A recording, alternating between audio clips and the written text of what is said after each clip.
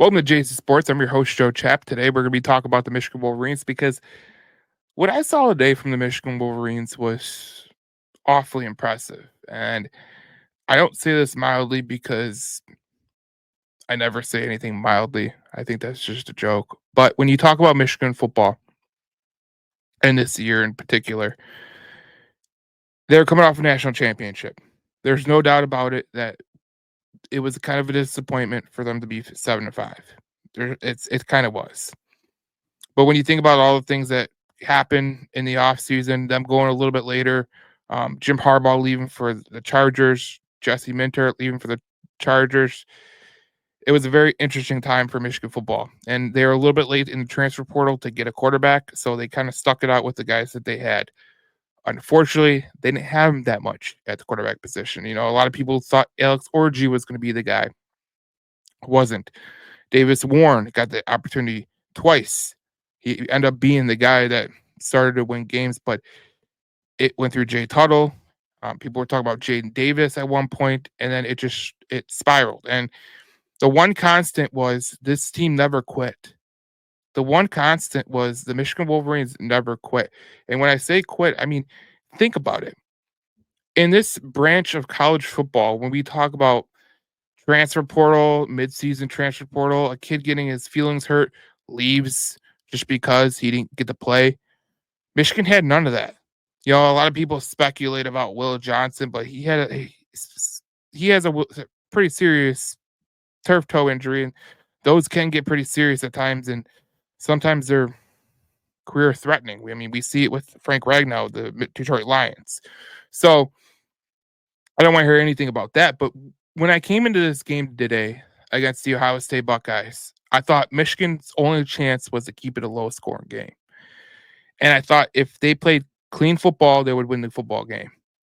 Little did I know they turned it over twice. Interceptions. One was an interception that gifted them a touchdown, pretty much, and the other interception was in the red zone. So there's two areas of the field that you flipped a little bit.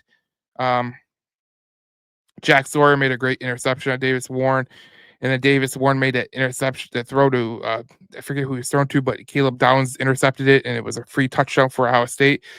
And still, they came back, and still they didn't give up, and still they were mentally tough to keep going. The defense still held their ground. Every game we talked about the defense. Every week we talked about the defense being the guys that led the charge, and they totally led the charge today. And when you talk about in college football today, you talk about what is one identifier that separates Michigan from everyone else, and it's clear to me. It's painfully clear to me. They're the more mentally tough team than a lot of teams out there. That's just the reality. And I think a lot of people came into this season and they're wondering, was Sharon Moore the guy? And as we got in the mid-season portion, a lot of people were saying Sharon Moore isn't the guy. They wanted him fired.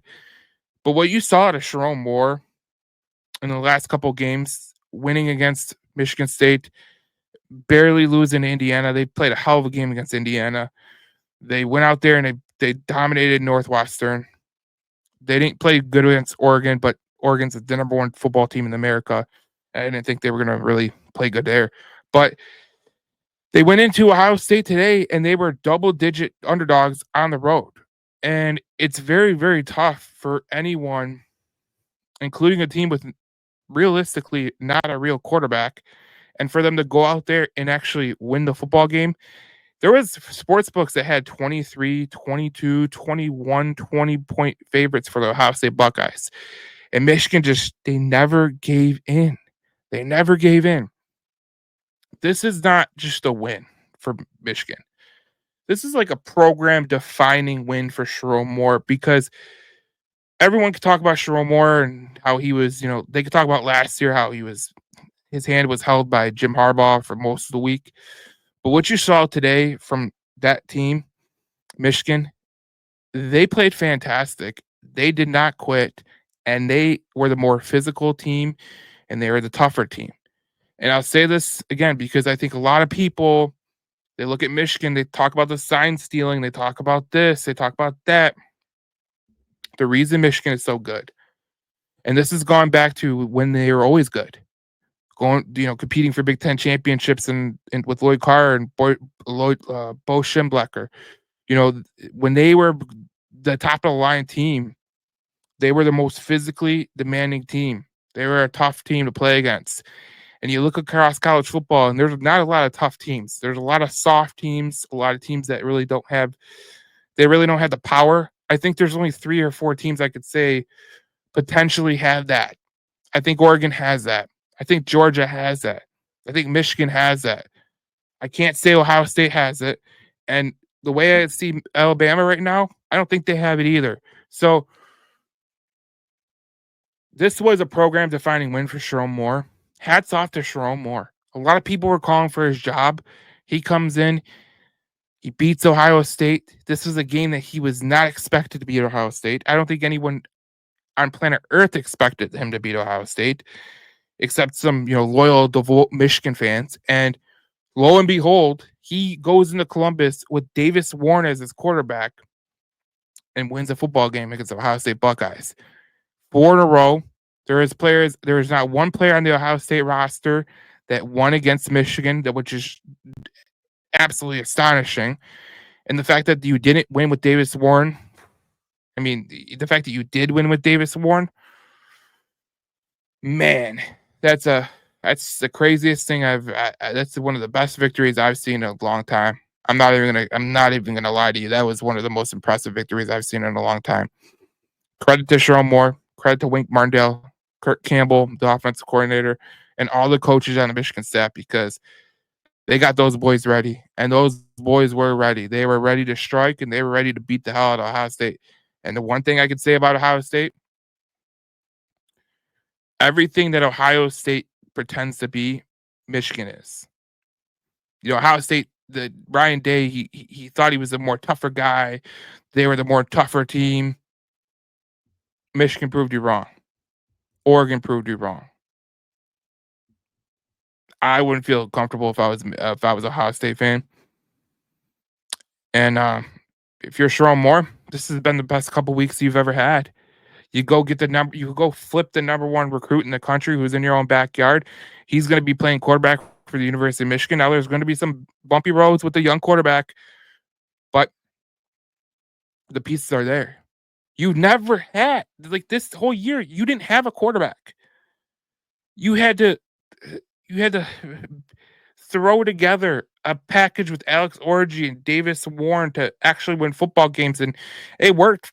Give him credit. He's bowl eligible. Michigan's bowl eligible. They're going to get those bowl practices, and that's going to be very, very good for Michigan. But they didn't have a quarterback this year, and the fact that they were just sitting here, we're talking about Michigan beating Ohio State in Columbus when they were 20-point dogs.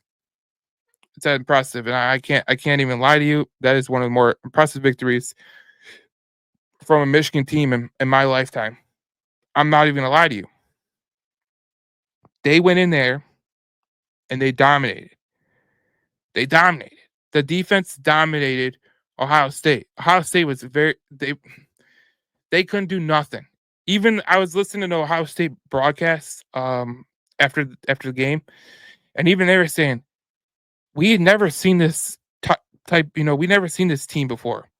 All year long, even against Oregon, against other teams, we never seen them get dominated. Their offense get shut down like that. They scored 10 points. This was a team that was averaging 30, 40 points a game. One of the highest, high flying guys, Jeremiah Smith. Awfully impressive for Michigan, and it just goes to show you, if you're a Michigan fan, the future's bright, man. The future is truly bright for Michigan. It's a very, very good time for Michigan, and there's not much else to say. But we got a lot of bowl practices. We got a lot of bowl stuff coming here. We're going to talk about Michigan football throughout the process. So we're going to do some draft videos for Michigan prospects. So stay tuned to Jason Sports. We'll keep you entertained, especially to Michigan basketball, Michigan hockey. There's a Michigan hockey's a really good team as well. And we'll talk about that on the next video of Jason Sports. Michigan football, again, beats Ohio State 13-10 in Columbus when they were favored. When Ohio State was favored by 20 points at most books. And they come in, Michigan comes in there and takes their lunch money, and they're not going to the Big Ten championship game because of the Michigan Wolverines. So it is a great day to be a Michigan Wolverine if you are a Michigan Wolverine.